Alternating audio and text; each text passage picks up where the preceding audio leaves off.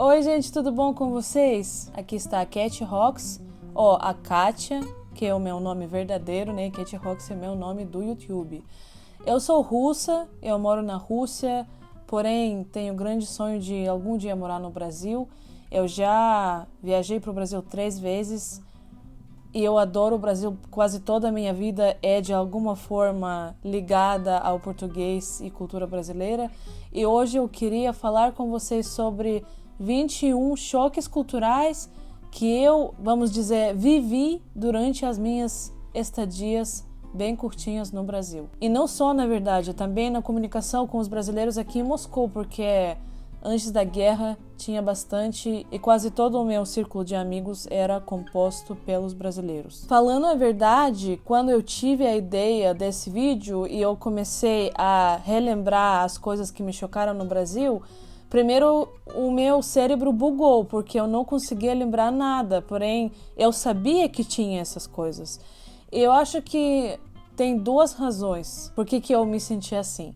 Primeiro, porque eu já estou muito acostumada com a mentalidade brasileira e agora eu já nem lembro que algum dia foi um choque para mim. E a segunda coisa é que, na verdade, eu nunca tive um choque cultural assim, de grande escala, sabe? Porque eu gosto muito das coisas nos brasileiros, eu já fiz um vídeo sobre isso, então se vocês não viram, vocês podem conferir. Mas mesmo assim, teve alguns pormenores, assim, bem rotineiras, bem simples, que me deixaram pasmada, né? Porque na Rússia as coisas são diferentes, simplesmente. E na verdade, muitas dessas coisas são ligadas à comida, por exemplo. Vamos lá, então. Primeira coisa, eu já ouvi os brasileiros dizerem que falar saúde quando alguém espirra nem sempre é um sinal de etiqueta, digamos assim. Na verdade, às vezes pode ser até quebra de etiqueta. Por exemplo, quando você fala essa frase para alguma pessoa que você não conhece ou conhece muito pouco. Por exemplo, no trabalho ou em algum lugar público. Para mim, foi um choque, porque na Rússia a gente sempre fala saúde, não importa quem seja, até por ser no transporte público, entre pessoas desconhecidas, e é uma regra comum, e para nós não falar isso, ao contrário, é um sinal de desrespeito até. Segunda coisa é a quantidade de açúcar nas suas sobremesas. Eu descobri quando eu viajei para o Brasil pela primeira vez, foi em 2013, eu viajei para Minas Gerais. Eu entendi que a sua percepção de um doce, de uma sobremesa, é muito diferente da russa.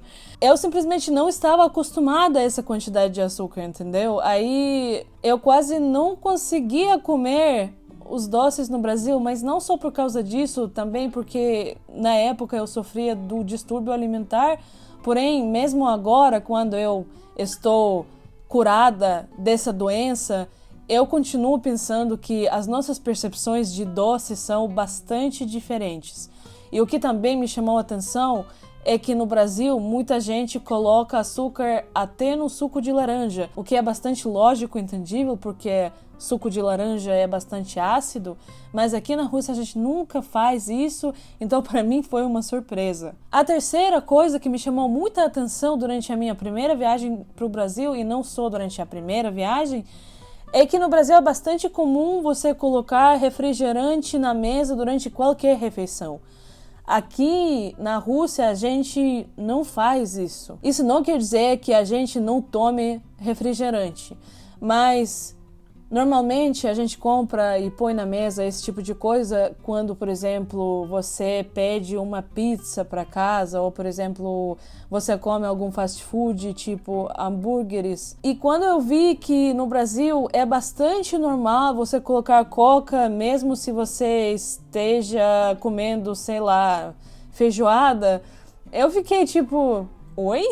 É muito estranho. Mas falando a verdade, ao longo dos anos e por causa de toda a comunicação, de todas as festas, de todos os jantares que eu já tive com os brasileiros, eu também fiquei mais assim flexível nesse sentido, e às vezes eu também tomo refrigerante com umas coisas que antigamente me pareciam não compatíveis com essa bebida. E também essa vontade é sempre maior durante o verão aqui na Rússia. Então eu faço conclusão que na Rússia também se bebe menos refrigerante e coisas assim geladas por causa do clima mesmo, né? Então, agora, para mim, faz muito mais lógica do que naquela primeira vez, naquela primeira viagem para Minas Gerais. Quarta coisa, e isso de verdade para mim foi um choque cultural, assim, de grande escala. Eu acho que talvez é a única coisa de toda a lista que me deixou assim sem entender, é que no Brasil vocês têm um conceito de ficar e namorar. E antes de namorar, as pessoas costumam pedir um namoro, como se fosse um pedido de casamento. Eu já estive em relacionamento com uma brasileira e eu tinha certeza que a gente estava namorando, porque na Rússia é assim, se você começa a ficar, se você passa muito tempo um com o outro, se vocês têm aquela comunicação constante de um caráter romântico, vocês muitas vezes nem discutem isso. Já está claro que vocês estão namorando. Porém, passados alguns meses, eu percebi que a minha parceira entendia o nosso relacionamento de outro jeito. Para ela, era ainda uma ficada. Ela ainda não estava preparada para um relacionamento mais sério, ou seja, um namoro. E eu não vou esconder, não vou mentir que eu fiquei muito frustrada, sabe? Porque para mim era um conceito completamente bizarro, muito desconhecido.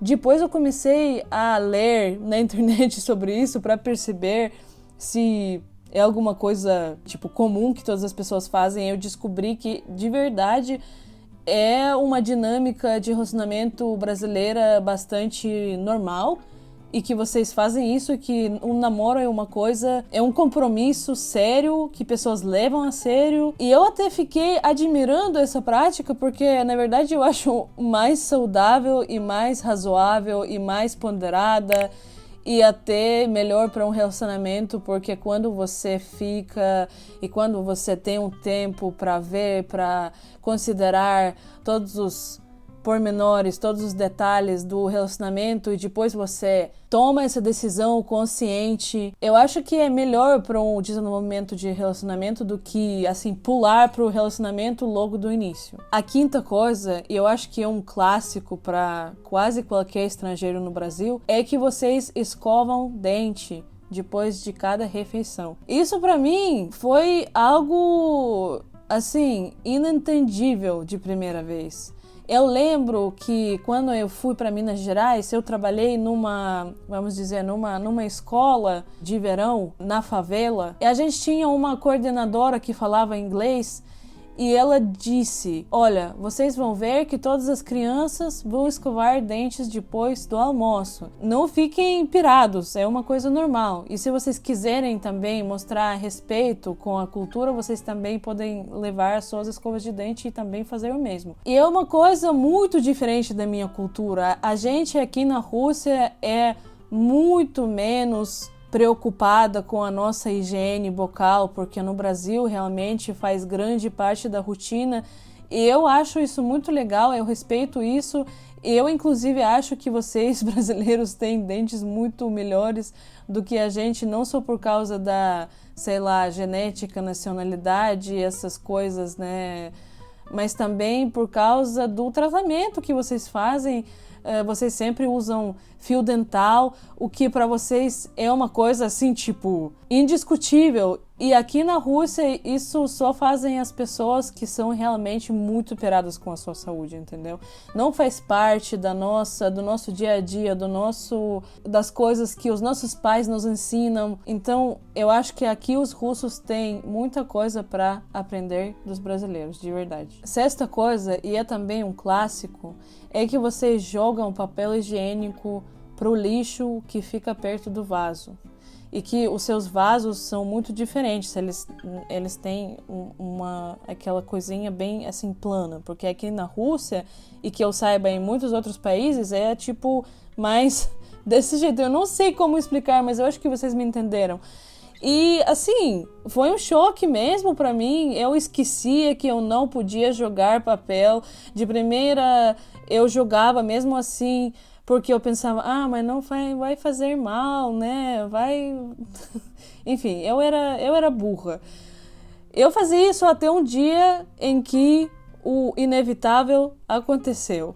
E foi... Eu paguei um mico, foi horrível. Eu, graças a Deus, eu consegui resolver o problema eu sozinha. Mas quando eu pensei que, caso contrário, eu teria que chamar a família em que eu estava hospedada na época, eu fiquei tão aterrorizada que desde aquele dia eu nunca joguei papel higiênico no vaso, né? E de verdade é uma coisa a qual você tem que se acostumar, porque aqui na Rússia ninguém faz assim, porque simplesmente o sistema de esgotamento é diferente e para nós é uma coisa bizarra, até pode parecer pouco higiênica ou sei lá, mas eu entendo que é simplesmente a diferença entre as nossas vivências e não tem nada de horrível ou ruim. A sétima coisa é o tamanho das suas famílias.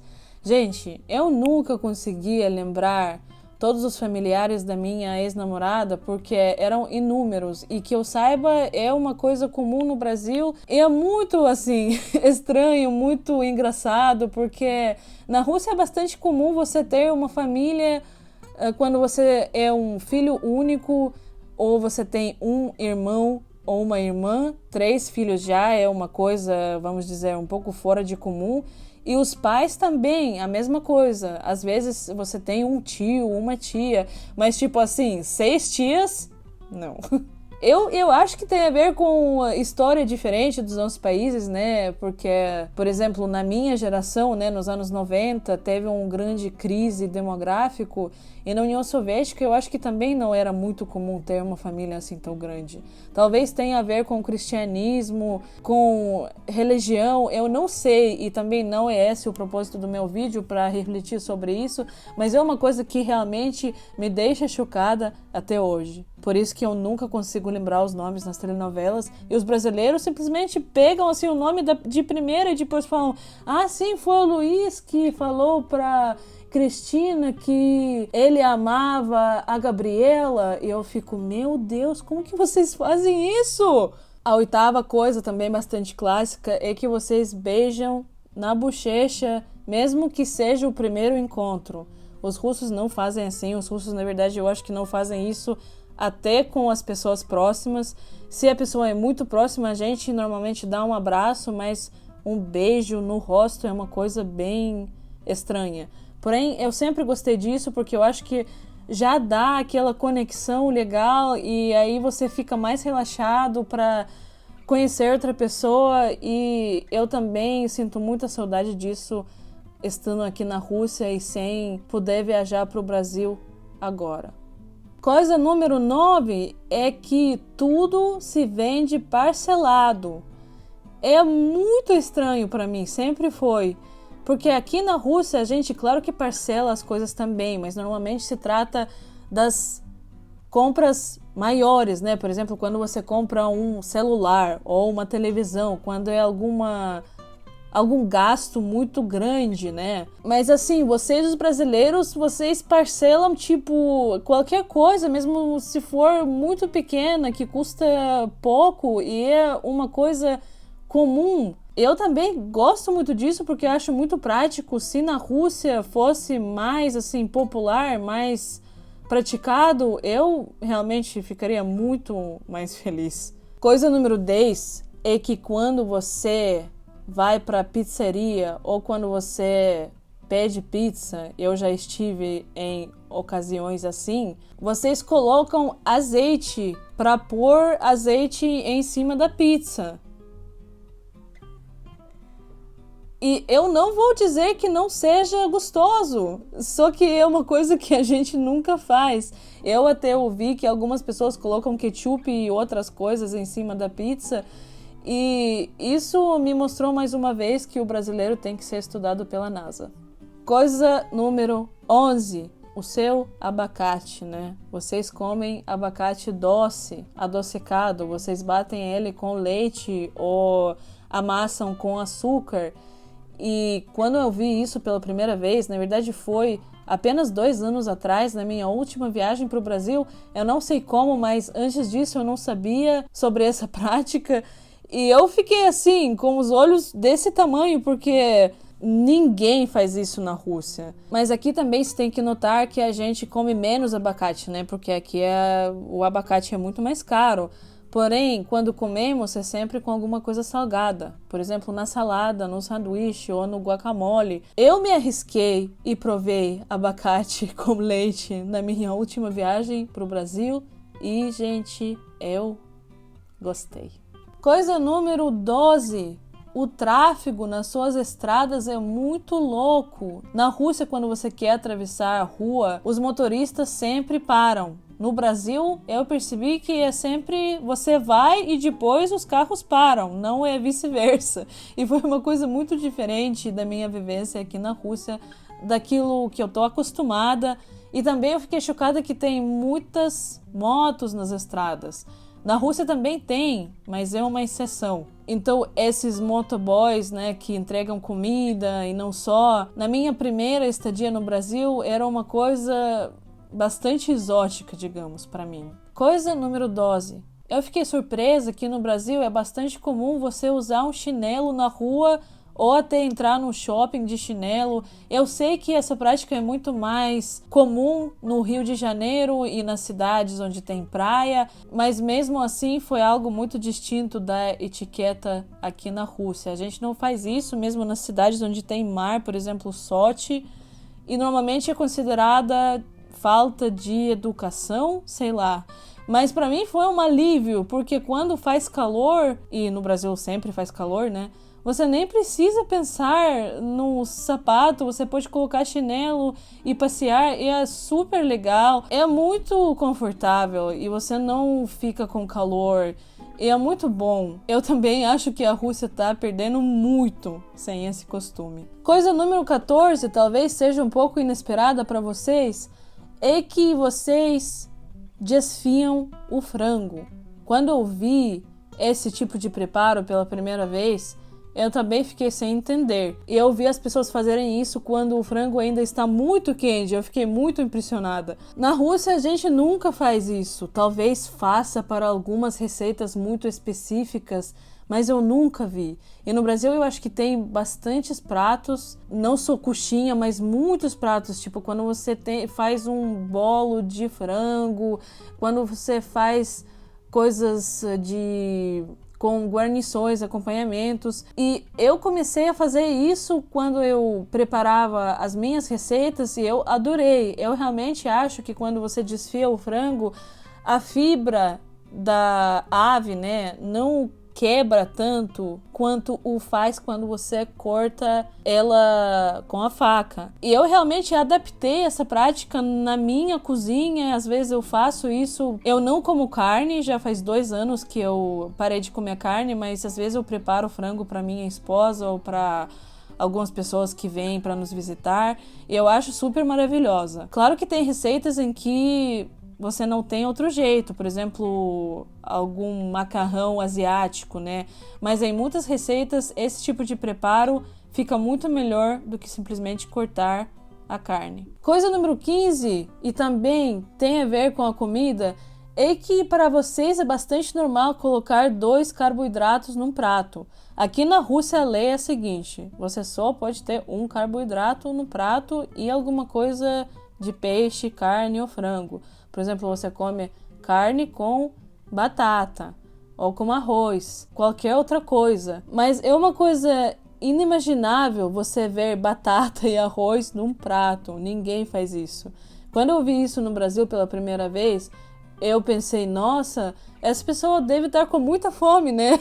E depois os meus amigos me explicaram que é bastante normal no Brasil as pessoas fazerem isso, especialmente quando você vai para os cafés que vendem comida a peso, né? E as pessoas colocam coisas diferentes, muitas coisinhas num prato só. Coisa número 16, e também é bastante clássica, é o horário do brasileiro, que é brasileiro mesmo, não tem par, né? Eu sei que é um estereótipo pensar que todo brasileiro sempre chega atrasado. Eu já encontrei muitos brasileiros que sempre chegam a tempo, Mas o que me chamou a atenção é que no Brasil, por exemplo, quando você é convidado para 7 horas da noite, se você chegar às 7 horas da noite, pode ser considerado até um pouco assim estranho, não sei se falta de respeito, mas um pouco estranho.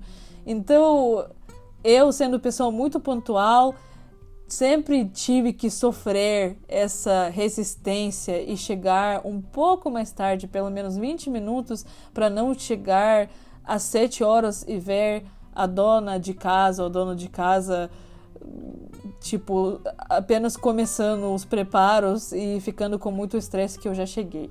Coisa número 17, os chuveiros brasileiros, ou seja, chuveiros plásticos. Isso é muito estranho para mim, quer dizer, era estranho, agora eu já tô acostumada, mas na Rússia a gente simplesmente não tem chuveiros plásticos, sempre é chuveiro de aço e também tem dois reguladores, eu não sei, reguladores, um de água fria e outro de água quente. E no Brasil, que eu lembre, normalmente é diferente, você só tem um coisinho, né, para fazer isso. É muito diferente. E também, outra coisa é que vocês todos têm chuveiros. E a gente aqui normalmente tem banheira, o que no Brasil é considerado um luxo para pessoas ricas. Aqui é tudo ao contrário. Todo mundo tem banheira porque é uma opção clássica que tem em todos os apartamentos. E ter um chuveiro em casa é normalmente uma coisa de rico porque são muito caras. Coisa número 18. Eu, na verdade, não sei se é muito popular entre as meninas no Brasil, mas eu googlei e eu vi que essa coisa se vende, então quer dizer que tem procura, né? Eu vou contar uma pequena história. Quando eu estava fazendo aquele intercâmbio social no ano de 2013, nos primeiros dias a gente teve uma festa de estudantes de todos os países do mundo que tomavam parte desse intercâmbio. E aí, como sempre, a juventude, né, a gente estava bebendo um pouco antes de sair. Eu vi uma menina brasileira, que era a única brasileira no nosso grupo, tirar uma calcinha com enchimento para fazer a bunda parecer maior do seu armário. Eu fiquei, sem entender nada, porque na Rússia isso simplesmente não existe. Quando eu era jovem, algumas meninas colocavam porolone, eu não sei se chama porolone, mas enchimento na sutiã para fazer o peito parecer maior. Mas eu acho que é uma prática comum em todo o mundo por causa de todos os filmes bobos sobre padrões de corpo feminino, né? Quer dizer, não sobre, mas que criaram esses padrões de corpo feminino. Mas assim, calcinha com enchimento? Gente, eu sei que a bunda é uma coisa muito importante, né? Vamos dizer, na imagem da beleza feminina no Brasil, mas eu não sabia que era tanto. Então, nossa, fiquei chocada. É muito engraçado. Só tirando um minuto para dizer que eu condeno todo tipo de discurso que faz a mulher se sentir insuficiente, se sentir magra demais ou gorda demais para agradar outras pessoas e tudo. Mas a vida é a vida e a gente tem essas práticas, então o que fazer, né? Coisa número 19, empregados de casa. Na minha primeira viagem para o Brasil, vocês já repararam que eu só tô falando da primeira viagem? Eu acho que é porque naquela primeira viagem eu tive o maior número de choques culturais, o que é bastante entendível também, né? Eu vivi numa família bem rica, branca, assim, bem típica brasileira, né? Da classe média. E eles tinham uma empregada de casa. Aquela empregada, com certeza negra, como sempre, nos casos como esse. Mas não era empregada que chegava às vezes para limpar a casa e ajudar. Ela realmente preparava comida todos os dias. Ela sempre estava lá e foi uma coisa muito desconfortável para mim. Eu entendo que é uma coisa problemática, eu entendo que provavelmente é uma prática que vem diminuindo ao longo dos anos, porque parece também coisa das épocas passadas, né? sendo que é sempre uma empregada negra e uma dona de casa branca. Mas como eu entendi, até agora, mesmo assim, faz grande parte da vivência da classe média no Brasil. E eu simplesmente não sabia como me comportar, porque quando eu descia de manhã para tomar café da manhã, essa mulher sempre estava lá e parecia como se ela se comportasse de jeito para não ser reparada, para não atrapalhar, sabe? Ela sempre tentava, sei lá, se esconder ou não causar nenhum desconforto. E eu ficava muito agoniada com isso, porque me parecia que eu não mereço esse tipo de serviço que ela oferecia, sabe? Então, eu acho que esse foi o meu, talvez, segundo maior choque cultural depois daquele choque sobre ficada e namoro. Eu tava aqui editando um vídeo e eu só queria fazer o comentário que eu esqueci de fazer ao gravar. A coisa é que na Rússia a gente, claro que também usa serviços de limpeza, por exemplo. Embora seja uma coisa também de rico. Mas, primeiro, normalmente é uma coisa tipo quando não é a mesma pessoa, sabe? É quando é um serviço mesmo. Claro que tem esses casos também, mas, assim, bastante poucos.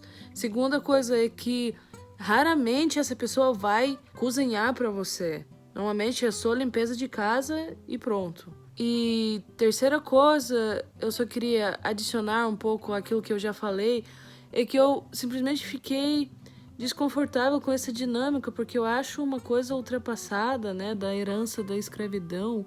E deixou meu coração aflito ver isso, sabe? Eu entendo que não é escravidão, né? Porque essa pessoa é paga por aquilo que ela faz e alguém pode dizer que é capitalismo mesmo, é assim que funciona. Mas, por outro lado, eu também entendo que a população negra no Brasil, e não só no Brasil, mas também em todos os países em que já tinha sistema escravatório, muitas vezes simplesmente não tem outra opção senão prestar serviço às pessoas ricas, brancas, que têm maior chance de ter sucesso na vida, né, só por causa da sua cor de pele. E é bastante triste. Coisa número 20, eu não sei se todo mundo no Brasil faz isso, mas eu sei que existe essa prática, então eu vou dizer. Quando eu preparava a salada Olivier, aquela famosa salada Olivier que na Rússia todo mundo come no Ano Novo, para a minha ex-namorada brasileira, ela ficou completamente chocada que eu cozinhava batatas e cenouras inteiras antes de cortar elas em cubinhos. Ela falou que não pode ser assim, que isso é uma coisa de maluco, que você tem que cortar em cubinhos antes e depois cozinhar isso.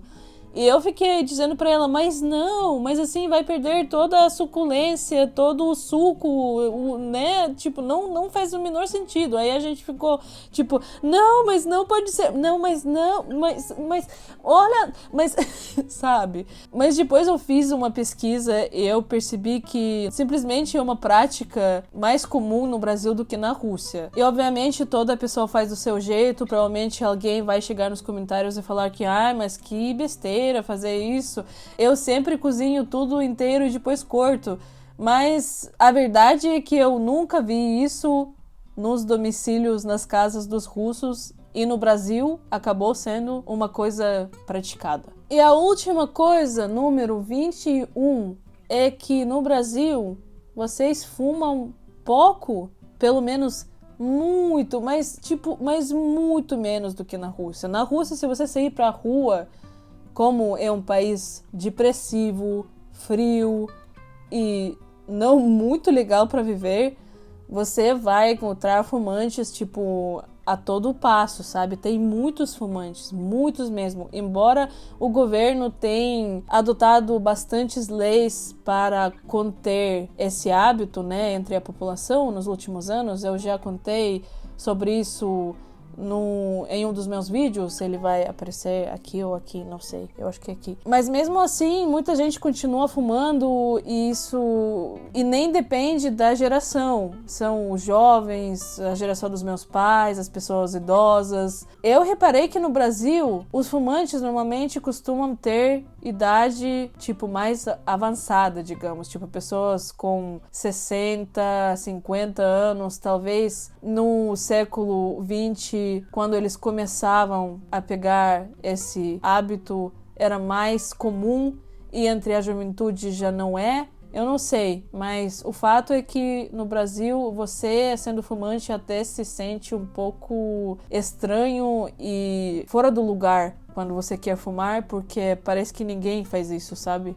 Bom, gente, é tudo por hoje. Eu espero que vocês tenham gostado desse vídeo. Eu também peço para vocês botar um like, escrever algum comentário para me apoiar, porque eu tô começando o meu trabalho no YouTube quase do zero, né? Porque eu fiquei ausente por muito tempo e agora os algoritmos não estão me ajudando nada.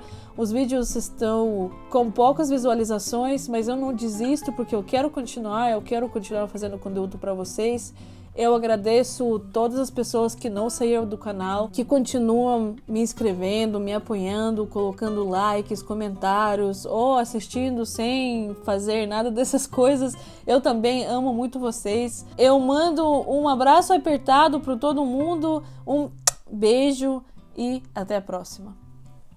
Nossa, a Graça nem apareceu no vídeo porque agora começou a primavera e tá batendo muito sol e ela passa todo o tempo na varanda. Mas tudo bem, da próxima vez ela aparece. Eu espero que vocês não tenham ficado tristes.